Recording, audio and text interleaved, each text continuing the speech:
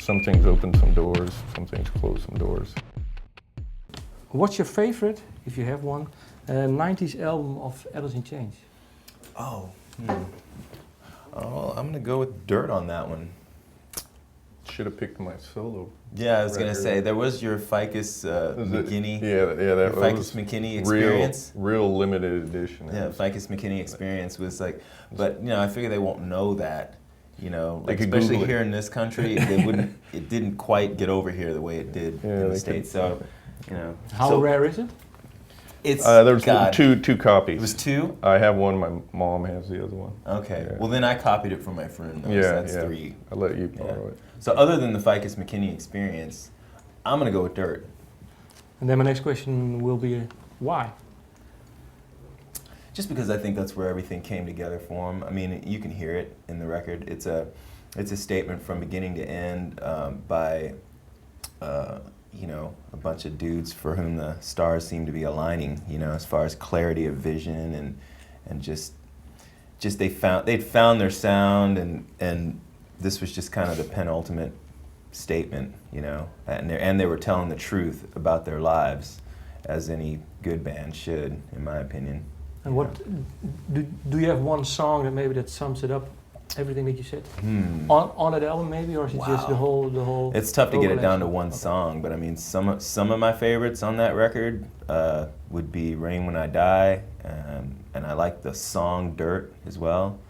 I like "Sick Man" a lot, but really the thing about that record is you go all the way through it, and it's just strong from beginning to end, and it flows together really well. So it's tough to isolate one or two songs. Sean, with everything that William said, when you recorded that album, what were your thoughts on the recording process after, Facelift? Do you agree what he says? Is it did it all came together for you? I mean, Facelift, when we did that record, a majority of those songs were songs that we got the record deal with, and then we had a long negotiation with Sony, or it was CBS at the time, turned into Sony.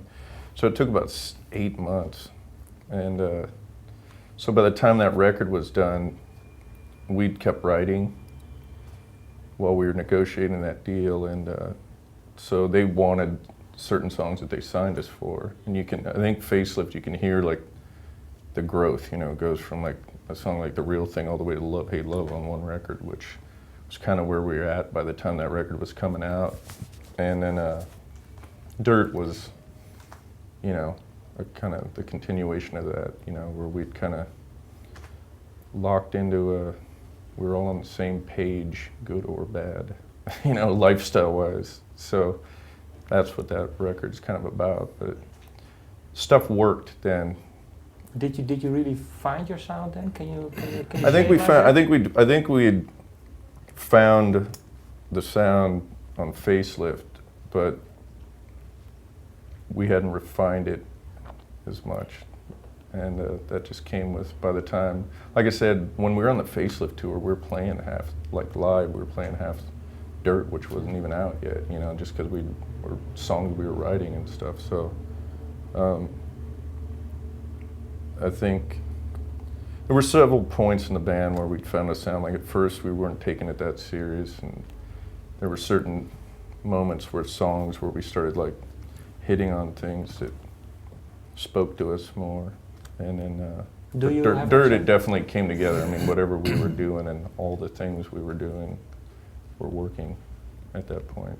And then they quit working. And then they quit working. You know? Yeah, do you think so, yeah?